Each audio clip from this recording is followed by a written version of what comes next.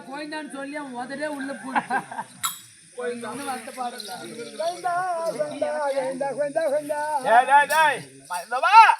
கோவிந்தா கோவிந்தா கோவிந்தா கோவிந்தா கோவிந்தா கோவிந்தா கோவிந்தா கோவிந்தா ஓஹோ உன்ன வருது எங்க இருக்கீயோ எங்க இருக்கீயோ கோவிந்தா புண்டமன ராமா ஏய் புண்டரி ராமா புண்டரி வரதா ஜானகி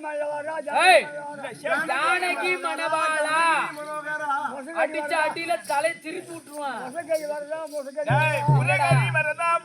வரதா எங்க நக்கறியோ எங்க நிக்கிறியோ கோவிந்தா பேசால பேசக்கூடாது.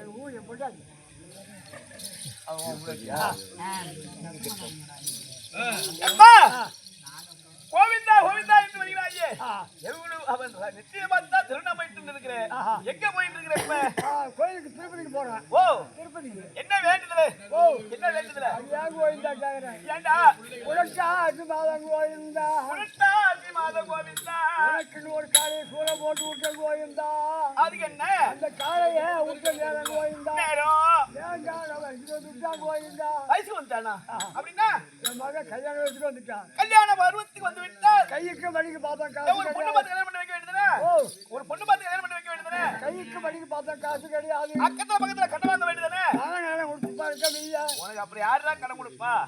அதனால இந்த காலையை கொண்டு சந்தியில விட்டு விட்டு நாளைக்கு கல்யாணம் பண்ணி வச்ச கோயிந்தா. அப்புறம் என்ன சுகமா இருக்குமே? கல்யாணம் பண்ண 3 நாள் பையன் இடுக்கிற போயிட்டானா? சரி உன் மருமகள் கதி உன் மருமவ சரி அது போயிட்டோம். ஓ பொண்டாட்டி கதி எப்படி இருக்குது? ஒரு நாளைக்கு 1.5 கோடி வெத்தல ஆகுதுரா. சரி அது போயிட்டோம். கம்மி சாமி 3 கோடிக்கு மேல ஆகுது. உன்னுடைய கதி எப்படி இருக்குது? உன்னுடைய கதி இன்னைக்கு 4 கோடி இருக்கிறேன். அப்படிதான் பாய்க்கிற பார்க்க போனா சரி எல்லாம் இருக்கட்டும். வாஜா சொல்லு கல்யாணம் இருப்பேன் இருக்கட்டும்பா. அதெல்லாம் அவளுடைய உருவப்பலன் எனக்குன்னு விட்ட காளியை சந்தையில கொண்டு விற்று சந்தையில விற்று உன் மகனை கல்யாணம் செய்தேங்கிற. ஆனா ஒரு கதை சொல்றேன் கேட்டுக்க. எப்பா ஒரு ஊர்ல கஞ்சன்னு ஒண்ணு மாதிரி கஞ்ச அடுத்தவங்களுக்கு ஒண்ணு கஞ்சன் இருந்தா ஆமா அடுத்தவங்களுக்கு ஒரு செலவு பண்ண மாட்டான். என்ன பண்ணா ஒரு நாள் நிலத்துல என்ன வேண்டிட்டு திருப்பதி ஏழுமலையானே திருவெங்கட பெருமாளே சீனிவாசா உன்னுடைய ராமநாயத்தை சொல்லி நீ ஒரு லாட்டரி ஹீட் வாங்குற. இந்த லாட்டரி ஹீட்ல எனக்கு 1 லட்சம் ரூபாய் கிடைத்தால் எனக்கு செலவா வேண்டியது எனக்கு வந்து 50,000 தான் வேணும். ஆமா எனக்கு 50,000 எடுத்துக்கிட்டு மீதி இருக்கிற கூடிய 50,000 உண்டியில போடுறேன் அப்படின்னு வேண்டிட்டான். நான் பார்த்தேன் அடுத்தவங்களுக்கு ஒரு நாள் செலவு பண்ண மாட்டான். இன்னைக்கு 1 லட்சம் ரூபாய் கிடைச்சதுன்னா 50,000 உண்டியில போடுற அப்படின்னு சொல்லிட்டு அவனை சோதிக்க வேண்டும் அப்படின்னு சொல்லிட்டு என்னுடைய அருள் ராஜ்யத்தால் அவனுக்கு லாட்டரி ஹிட்ல 1 லட்சம் கிடைக்க விட்டேன்.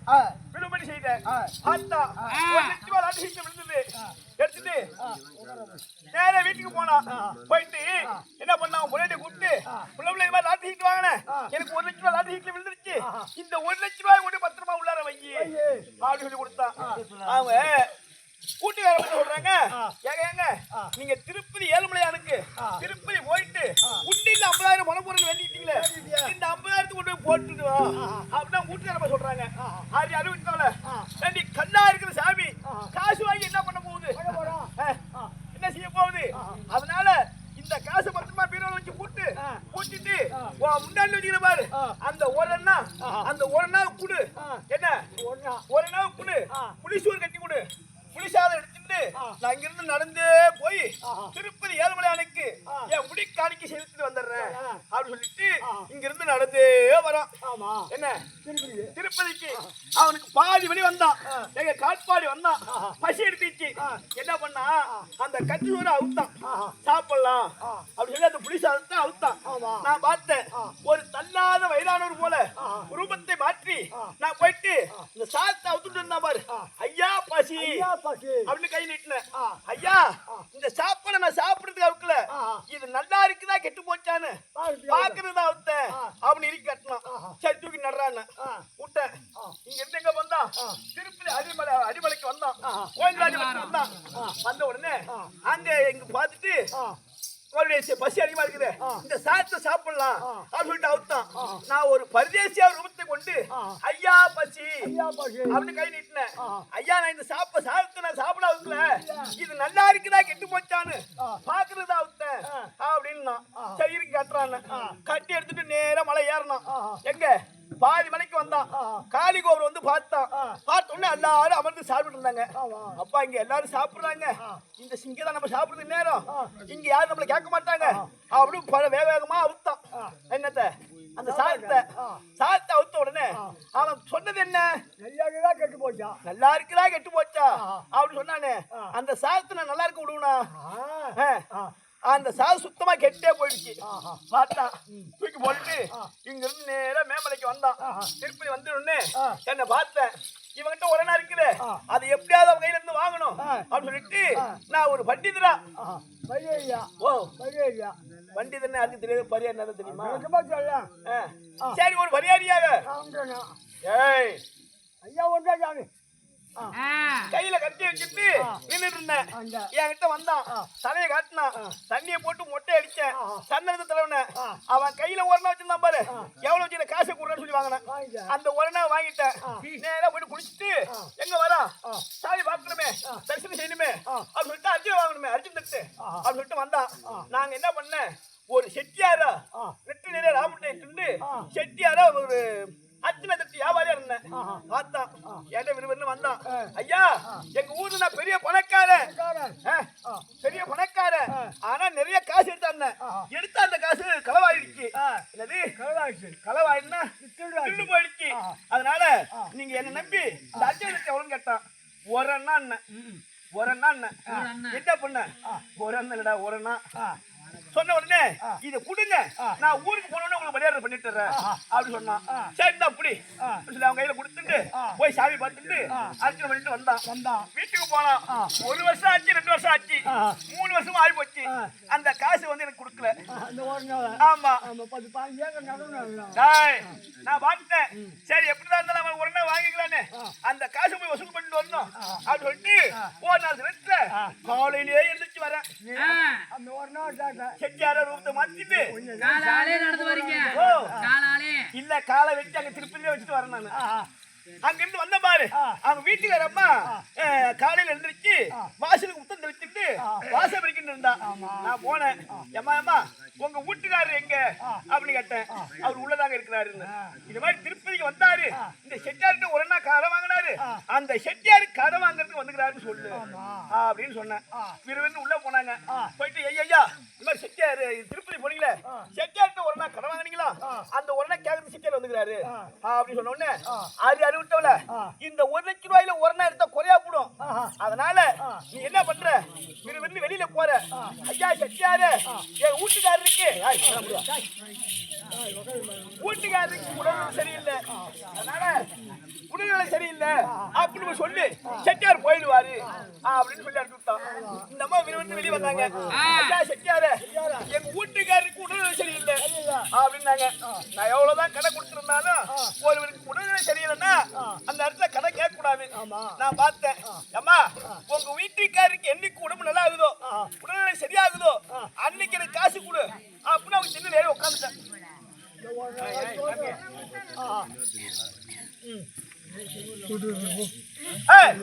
உட்காந்துட்டா பார்த்தாங்க. ஐயா திருவிழா உள்ள போனாங்க. ஒரு நாள் இல்லைன்னு சொல்லிருந்தா கூட சிட்டியார் போயிருப்பாரு. உடம்பு சரியில்லைன்னு உடம்பு என்னைக்கு நல்லா இருக்குதோ அன்னைக்கு வந்து கொடுங்க அப்படின்னு சொல்லிட்டு சரி திண்ணில வசமா உட்காந்துட்டாரு. ஏன் யாரு அறிவித்தோல இப்ப நான் சொல்ற மாதிரி போய் சொல்லு சொன்னா என்ன பண்ணுவாங்க, செட்டியார் போயிடுவாரு அப்படின்னு சொல்லிட்டு என்ன பண்ணி அனுப்பிடா. இன்னைக்கோ நாளைக்கோ இருந்த உயிர் திடீர்னு நின்றுடுச்சு, செத்து போச்சு, என் கூட்டியார் செத்துட்டாரு அப்படின்னு போய் சொல்றீங்கன்னாரு. அடிச்சுட்டான். அந்தம்மா ஓடியாந்தாங்க. ஐயா செட்டியாரு இன்னைக்கோ நாளைக்கோ இருந்த எங்க வீட்டுக்காரு உயிர் திடீர்னு நின்று போச்சு, அவர் எடுத்து அடக்க செய்யறதுக்கு என் கையில காலனா காசு இல்ல அப்படின்னாங்க. நாம சும்மா விட்டு போலாமா, வெளியில வீதிக்கு போனேன், தெருவில் நின்று இந்த கையை நீட்டினேன், தங்க வந்தது, இந்த கை நீட்டினேன், ஜெயகிண்டி வந்தது, அடிச்சேன் தண்ணி ஜெயகிண்டி அடிச்சு தப்படிச்சேன், தப்படிச்சு கஞ்ச செத்துட்டான் அப்படின்னு அடிச்சு பாரு. ஊர் சனம் ஊரா அங்க கூட்டிட்டாங்க. ஏது அது நேரம் ஆக போகுது. இப்ப ஐயா கஞ்சன் செத்துட்டா என்னைக்கு கழிச்சாமான்னு கேக்குறேன். என்ன பண்ண, கொஞ்ச நேரம் ஆச்சு, இன்னும் கொஞ்சம் நேரம் போன நாரிவிடும், பொண்ணை தூக்கிடாங்க, பாடையை கட்டினாங்க, தூக்கி வச்சாங்க, குளிப்பாட்டினாங்க, தூக்கி வச்சு தூக்கிட்டு போறாங்க. நான் முன்னையும் போன பின்னையும் வந்தது. நான் பாதி தூரம் போன பாரு, இந்த பாடி இருந்த என்ன பண்றான் எழுதிச்சு பார்த்தான். நான் இப்படி திரும்பி பார்த்தேன், ஆஹா இது செட்டியார் கடவாங்க போக மாட்டேன் அப்படின்னு படுத்துட்டா. மறுபடியும் கொண்டு போனோம் மயான கடைக்கு கொண்டு போய் கட்டை முட்டையை அடிச்சு அது மேல அந்த கட்டையை வச்சு அடியில நெருப்பு வச்சாங்க. நெருப்பு வச்ச உடனே ஐயா கால் குடுக்க மாட்டுது. ஐயா சுடுதேனா எறையா வரனாவன்னா என்ன பண்ணா, எடுத்தா பொக்கையா போடணும், அங்கேயே படுக்க வச்சு அவனை எரித்து அவன் சாம்பலை கொண்டு வந்து தென் பண்ணை ஆற்றிலே கரைத்து என் ஒரு நான் கடனை கழித்து கொண்டேன். ஆமா இந்த கதை சொல்றேன்னா என்ன ஒரு நாள் ஏமாத்த நினைச்சவனுக்கு அந்த கேடினா எனக்குன்னு விட்ட காலையை விட்டுருவோம் மகனுக்கு கல்யாணம் பண்ணா உன்னை சும்மா விடுவனா? சும்மாலாம் விடாதீங்க கோயிந்தா, இந்த கதை எனக்கா சொல்ல யாருக்கு இது வந்து சொன்ன? இப்பதான் போன் பேசுனேன், ஏமன் வந்துட்டார நெடுமுறை வந்துட்டாங்க. இன்னும் கொஞ்ச நாளைக்கு இருக்கும்டா. அவங்க சொல்லி போறாங்க கோச்சிக்காரப்பா. அப்பா ஐயா இதோ எங்கள் நான் ஒரே ஒரு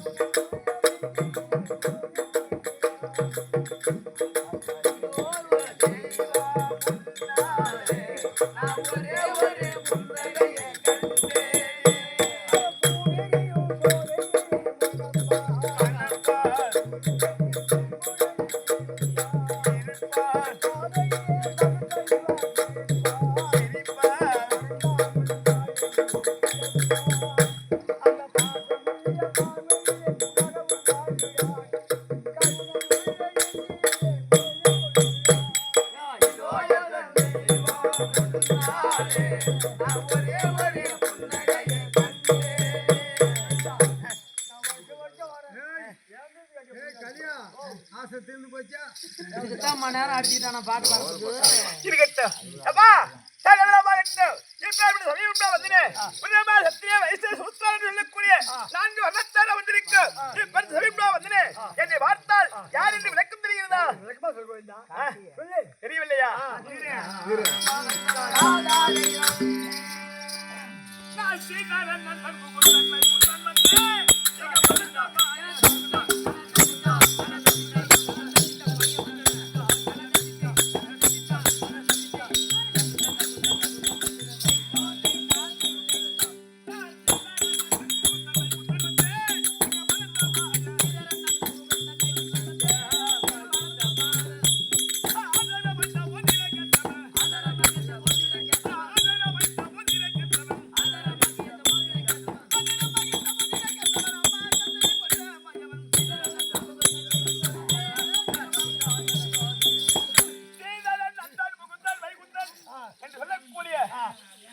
சொன்னேனே புரிந்து கொள்ளாயா? ஓ, இன்னும் புரியவில்லையா? அது என்னுக்குள் என்னை போல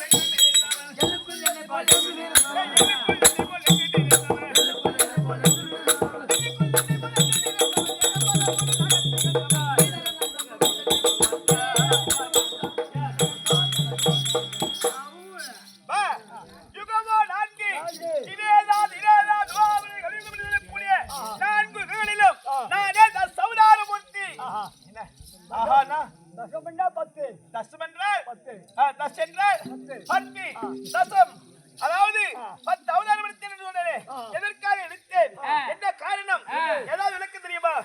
அதாவது ஏகலை காத்து, அதாவது மைத்துனாய் விட்டு பரமக்கடம் செய்து வைத்த பிரகாரம் மார்கனுடைய ஆயுதம் பிடிப்பதற்கு யமதர்மன் சென்றார். அப்பொழுது அதாவது சிவலிங்கத்தை பற்றி இழுக்க யமனுக்கு கோபம் பிரவேசித்து ஓர் உதயாக உதைக்க 18 நாளிகை யமதர்மனா விட்டு பாதாள உலகத்தை தங்கிவிட்டான். தங்கிவிட்ட பொழுது இந்த பூமியிலோ அதாவது பலவிதமான சேனைகள் பறித்து விட்டது.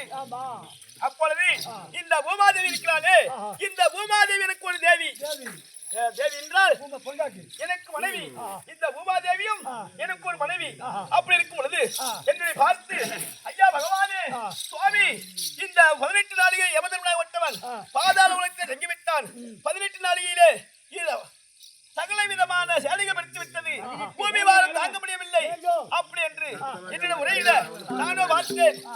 உமாதேவி, அதாவது யுகம் இருக்கிறது. 4 யுகமாக பிரித்து 4 யுகங்களிலும் நான் 10 அவதாரம் எடுப்பேன்.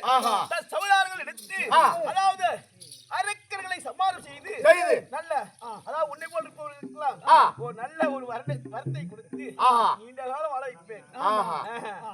சந்தோஷமா இருக்கா? அதாவது அரக்கர்களை சம்மானம் செய்து இந்த பூமி பார்த்து நான் கொடுத்து தருகிறேன். அப்படி என்று முதல் யுகமோ கிரேதா யுகம். கிரேதா யுகத்திலே மச்சம் கூர்மம் ராகம் நரசிம்மம் என்று சொல்லக்கூடிய 4 அவதாரங்கள் எடுத்தேன். 4 அவதாரங்கள் எதற்காக எடுத்தேன் என்றால், முதல் யுகத்திலே மச்ச அவதாரம் எதற்காக எடுத்தேன் என்றால், அதாவது சத்தியலோகமே முற்புறமாம் தருளிய என் மகனாகப்பட்ட பிரம்மதேவன் இந்த உலகத்தை திஷ்டம் செய்து கொண்டிருந்தான். அதாவது ஒரு நாள் இடத்திலே ஏகாதசி திதி என்று தேவர்கள் யாவற்றுமான் வெள்ளம், மாநிலர்கள் யாவற்றுமான் வெள்ளம் இந்த பகவானுடைய பாதசேவை காண வேண்டும். அப்படி என்று வைகுந்தம் என்னை தேடி வந்தார்கள். அப்பொழுது பிரம்மதேவனாகப்பட்டவன் பார்த்தான், நமது கையிலே 4 வேதங்கள் இருக்கிறது. யுக்கு, அசூர், சாமம், அதர்வனம் என்று சொல்லக்கூடிய 4 வேதங்கள் நமக்கு அருத்தே இருக்கிறது. இந்த உலகத்தை படைக்கக்கூடிய சிருஷ்டிபகர்த்தா நாமே எதற்காக வைகுந்தம் செல்ல வேண்டும்? வைகுந்த வாசனாகப்பட்ட பெருமான் பாதசேவை நாம் எதற்காக காண வேண்டும்? அப்படி என்று நான் நீங்க மம்மதை கொண்டு இருந்தான்.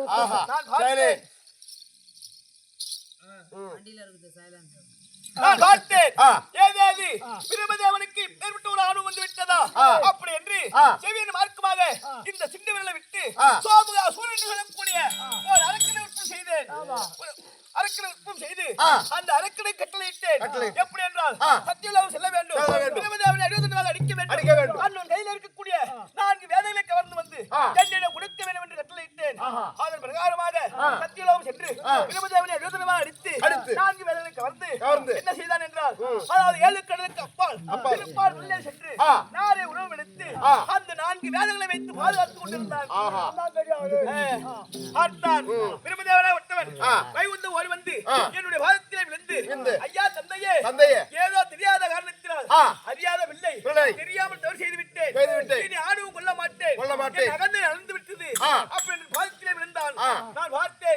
அதாவது கேள்கின்ற சொல்லக்கூடிய மச்சம் கேள்கின்ற என்றால்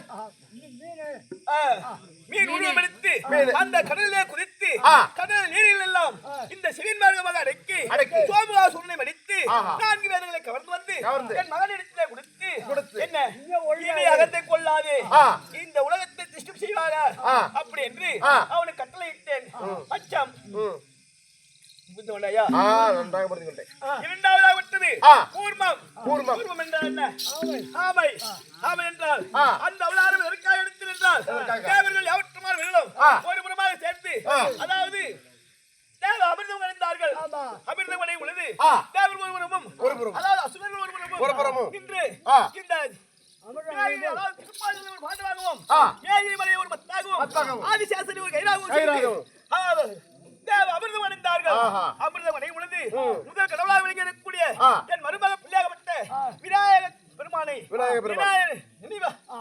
நினையாத காரணத்தினால் பார்த்தான் காக்க உருவம் கொண்டு அந்த தாலிபானிலே அமர்ந்து தாலிபானை சாய்படி செய்தான். பார்த்தேன் நான் கூர்மம் என்று சொல்லக்கூடிய ஆமை உருவெடுத்து அந்த தாலிபானை தாங்கினேன். என்ன அப்பொழுது இரண்டாவது அவதாரம் முடிந்தது. மூன்றாவது அவதாரமாக விட்டது இந்த உலகமோ 14 உலகம் 14 உலகத்திலே இந்த பூமியை என்ன செய்தான் என்றால் சொல்லக்கூடிய 2 அரக்கர்கள் வந்தார்கள். அரக்கர்களே இரணியாச்சுதன் பார்த்தான் இந்த பூமியை இங்க எது கத்திட்டு இருக்காங்க? ஓர் பகுதியை 14 உலகத்திலே ஓர் உலகமாக விட்டது பாயாக சுருட்டி என்ன செய்தான் என்றால் நரகளால் கோட்டை கட்டி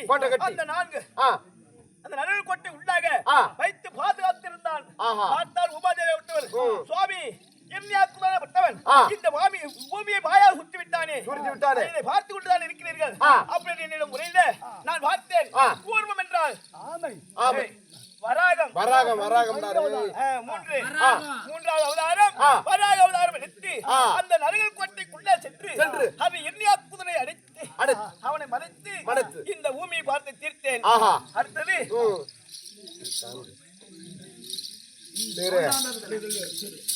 வராக அவதாரம் எடுத்தார். வராகம் என்றால் என்ன சுவாமி? பன்றி.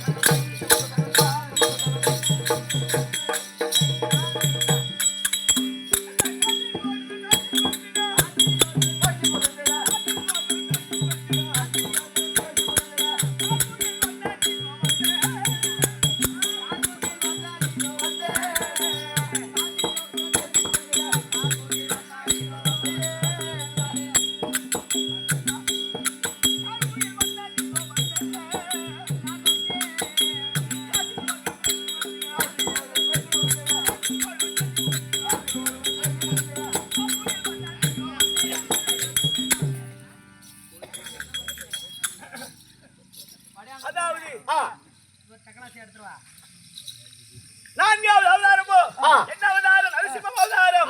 எதற்காக எடுத்தேன் என்றால் அதாவது பார்த்தான் யார் தம்பியா விட்டு இரணியாக்குதனை அந்த நாராயணனாக வட்டவன் கொன்று விட்டானே அந்தவனை எப்படியாவது கொல்ல வேண்டும் அப்படி என்று என்ன செய்தான் என்றால் சத்தியலோகம் சென்று என் மகனாக விட்ட பிரமதேவன் இடத்திலே வரங்களை பெற்றான்.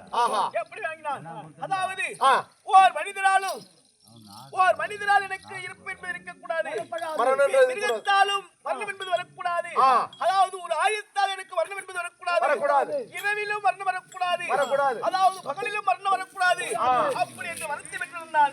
நான் பார்த்தேன் அதாவது என்னுடைய அருள் லட்சத்தால் நீலா என்னுடைய மனைவி லீலாவதியின் வயிற்றிலே இளைய பிள்ளையாகப்பட்டவனை பிறகலாதன் என்று சொல்லக்கூடிய ஒரு குழந்தையை உற்பத்தி செய்து வைத்திருந்தான்.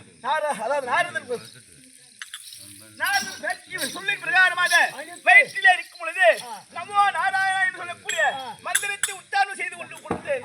அதன் பிரகாரமாக பிறந்த உடனே அதாவது பிரகலாதனுக்கு 5 வயதாகிவிட்டது. 5 வயதான உடனே குருவாக விட்ட சுக்காச்சாரியர் இடத்திலே இருநே நமோ அப்படி என்று கல்விகளை கற்று 12 ஆழ்வார்கள்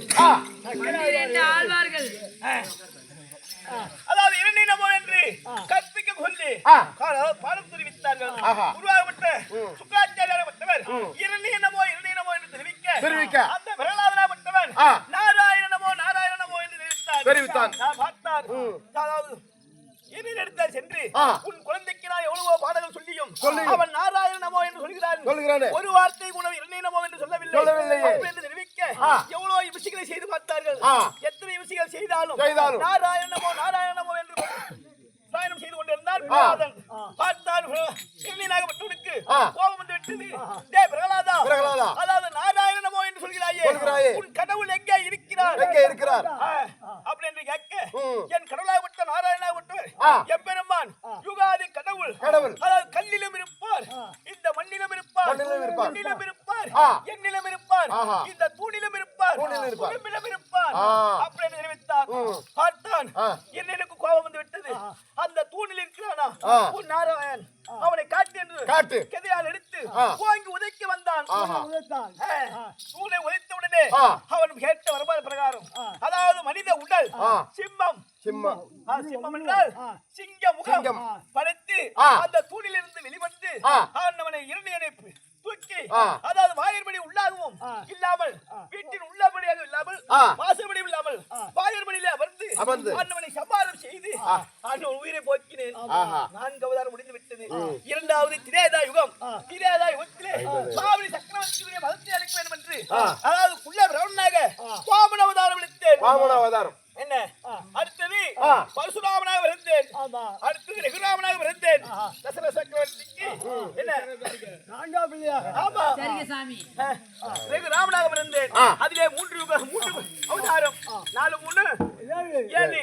அடுத்தது துவாபர யுகம், 3வது யுகத்திலே பலராமன் கண்ணன். இப்பொழுது நடப்புதான் கலியுகத்திலே 7 மலைக்கு அப்பால், அதாவது 6 மலைக்கு அப்பால் 7வது மலையிலே திருப்பதி மலையிலே திருவெங்கட பெருமாளாக வந்திருக்கிறேன். பார்த்து கொண்டாயா? சரிங்க சாமி, நீங்க தான் 10 அவதாரம் ஊர்த்தின்னு புரிஞ்சுட்டு என்ன வேணும்?